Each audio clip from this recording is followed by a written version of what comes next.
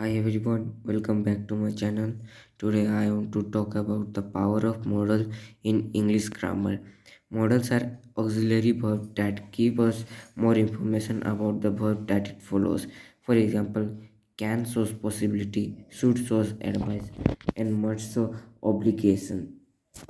So let us move to our topic. Here written the verb can, could, will, would, should, may, might, must, ought, and shall are verbs which help other verbs to express a meaning. Here it is means that modal auxiliaries help us to express a meaning in the sentence and help the verb. These modal verbs have no meaning by self. Here can, could, will, would have no meaning by themselves. These are used with the verb so they can express meaning. A modal verb can have varying functions such as expressing compulsion, seeking permission, etc. It is used to express something like anger and use our ability and compulsion. For permission we are using modal verbs. These verbs are usually connected with the idea of doubt, certainty, possibility, and probability, obligation, and permission, or lack of this. This can be we can give the permission or not give the permission. That's the other thing. But models are used here. So first is silent will. Shall is used with first person I and we. What are the pronouns of first person? That is I and we. Second person you and your, and third person is he, she, it, they. So shall is used with I and we. Will come with second and third person. That is you, your, he, she, it, they. To express simple future time. This would come to express future simple time. I shall start tomorrow. We shall miss the train. Here, with I, we use shall because shall is used with first person, and with we and with shall we have used we because it is the first person, and in the third point, here you will be busy tomorrow. You is the second person, so we are using will. So move to our second point, which is will is used with the first person I and we to express willingness. Willingness means we are trying to do something for that person, or we are willing to uh, help that person. Like I will lend you my pen. He is willing to lend that pen to you or anyone. I will carry your box. He is willing to carry your box. He will help you carry your luggage. He wants to help you. Willingness means wants, what he wants to help you something. A promise. I will help you. He is promising that I will help you in the future. It is it is showing the promise done to someone. A threat. It is giving a threat that you will not do this, so I will do this. Like I will avenge the dishonor. Here I threatening to avenge this dishonor. Determination. uh, I will not yield, come what may. He is not determined that he will yield or not. Will is used with second person you in interrogative when making a polite request. Will is used with second person also when we are making a polite request or in interrogation. Will you shut the door? Here we are making polite request. Will you have another cup of tea? We are asking or interrogating the person that will you have another cup of tea. Shall is used with the second and third person. Shall is also used with second and third person to express a command, a promise, a threat, compulsion, determination. So see a command. Thou shalt love thy neighbor as thyself. Here it is written that you are commanded to love your neighbors. You are commanded to love your neighbors.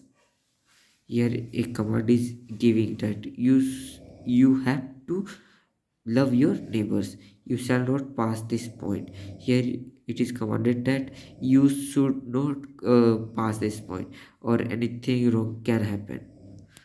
A promise. If you do your lessons well, you shall have a reward. Here written that if you do your lessons well, you shall have a reward.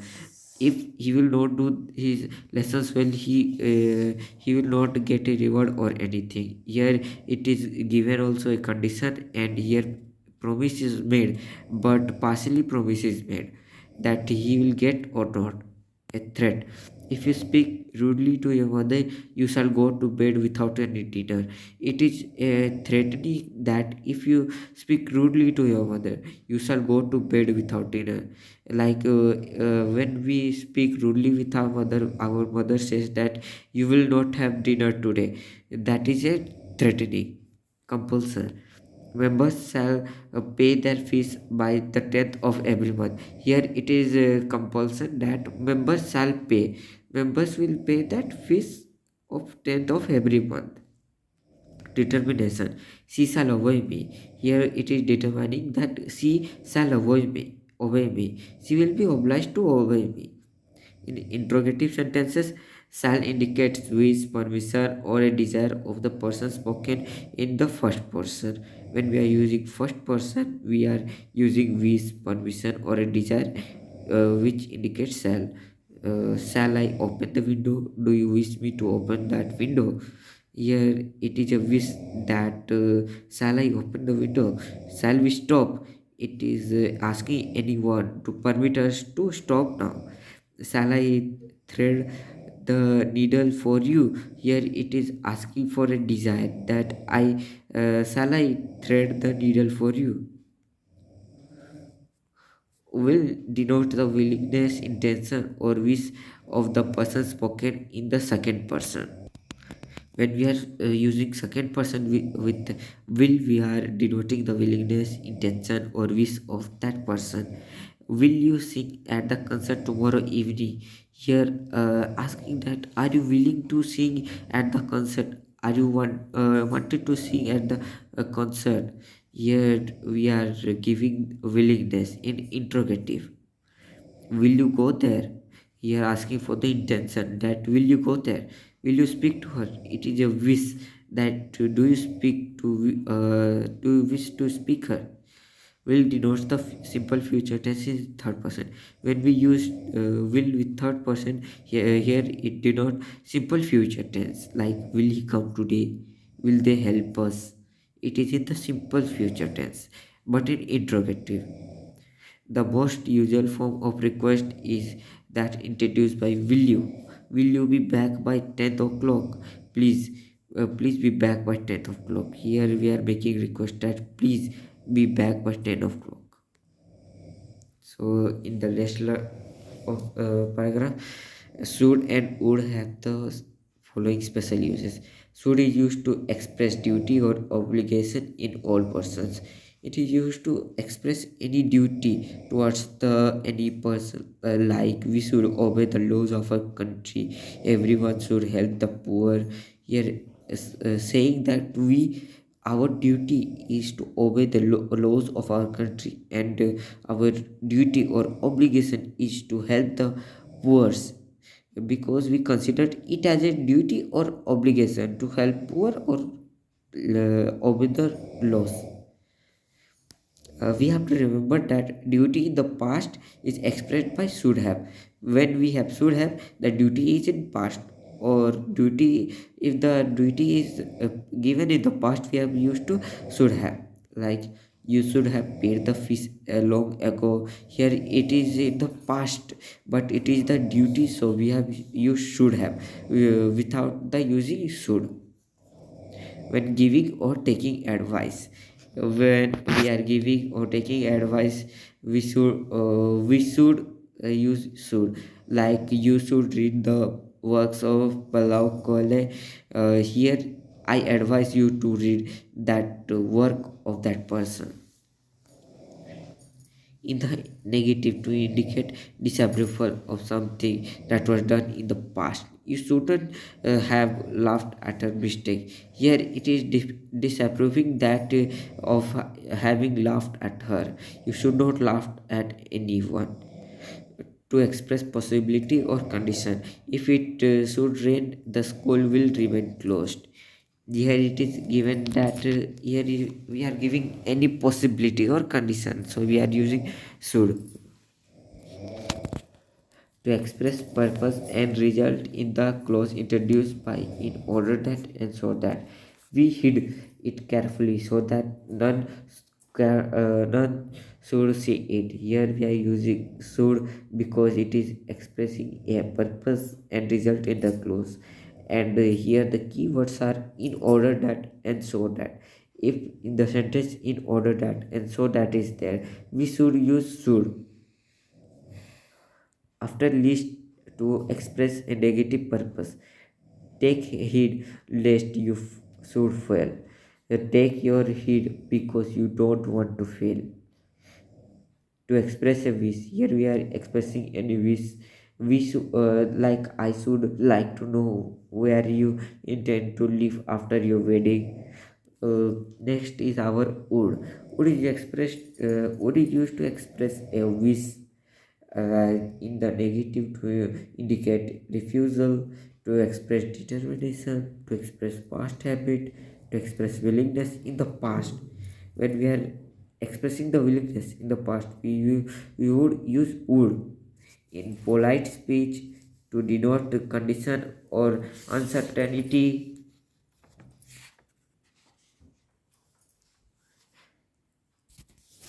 So we will go line wise. To express a wish, he would like to know what his duties are. He wishes that he wants to know what his duties are. Negative, as I say, she wouldn't. If we have to indicate refusal, we use would and wouldn't. To express determination, he would have his own way. He was determined that he would have a own way.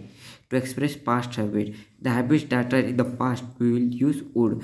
She would sit for hours in her garden and eat. Here would is given that because of the was in the habit of sitting. To express willingness in the past, she said that she would help me with money. She said that she was willing to help me. In polite speech, would you mind closing the door? Here we are saying politely that would you mind closing the door? Please close the door. To denote condition or uncertainty. If he should hear of your wedding, he would be surprised.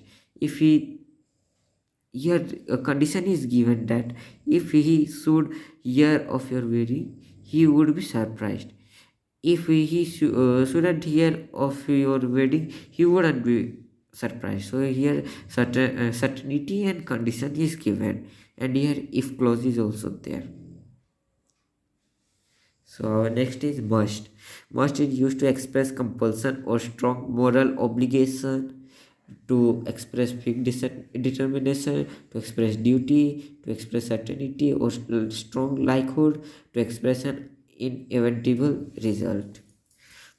So to express compulsion or strong moral obligation, we must keep our promise. Here we are making any compulsion that is fixed, and it is our duty. When we are using must, in that sentence, that must be a duty or a fixed determination, so we can use must. Like here also given that soldier must obey order without question. It is a duty and a fixed determination that soldier must obey orders without question. Here also given that to express fixed determination, I must my my money back. Here it is determined to have his money back. To express duty, a judge must be impartial. What is the duty of a judge? A judge must be impartial. He should not do partiality. To To express certainty or strong likelihood. He must be up by this time. I am certain that he is up at this time. To express an inevitable result. All good times must come to an end. Here written that all good times must come to an end. It is an inevitable result that all good times must come to an end. Ought to. Ought to is used to express disability, moral obligation, and duties. We ought to love our neighbors. Here we are making our duty that we should love our neighbors. We ought to help the poor. Here we are making moral obligation that we must help the poor. You ought to get better marks. Here disability is making that you ought to get better marks. You can get more better marks. You ought to be ashamed of your rude behavior. You ought to have.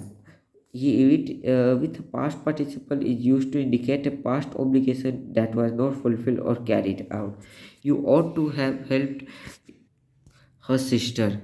Here it is saying that it is in the past participle and it is not fulfilled or carried out. Ought not to have is used to indicate disapproval of something that was done in past, like you ought not to have laughed at her mistake. It was a mistake to laugh at her.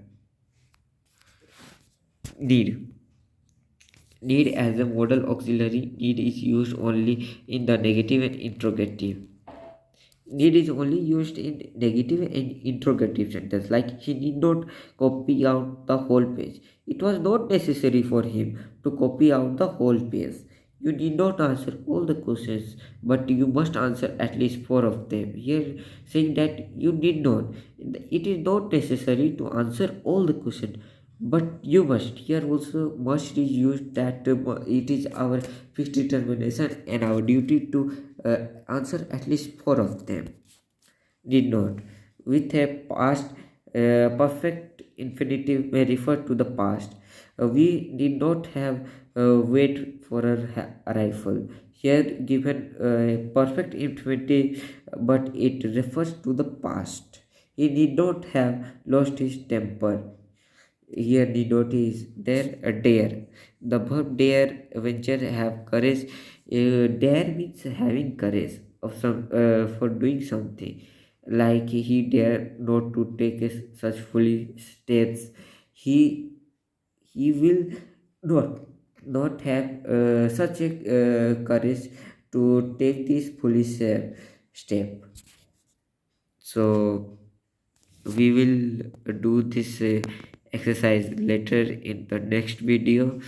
I forgot to tell the name of this book. The book name is Great Fun with Grammar of class 8. So I will upload the answers and the exercise of this chapter later on next video. Thank you.